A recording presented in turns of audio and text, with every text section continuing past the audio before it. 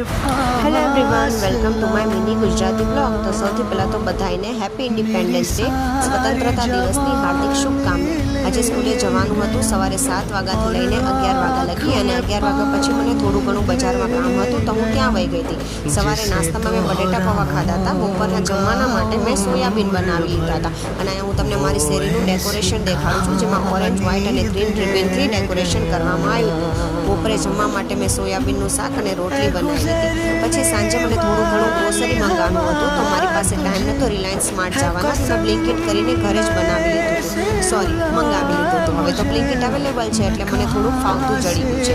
એ મારું ડોગી જોઈ રહી છે કે એમાં આના માટે કાંઈ ખાવાનું છે કે નહીં। પછી રાત્રે જમવામાં મને તળેલા મરચાં ખાવાની બહુ જ ઈચ્છા હતી, એટલે મેં મરચાં તળી લીધા છે, સાથમાં કાકડી લીધી છે, ડુંગળી અને બટેટાનું છાલવાળું શાક છે, અને ગરમા ગરમ રોટલીની સાથે છાશ છે। આજ માટે આટલું જ। Please subscribe my channel. Thank you.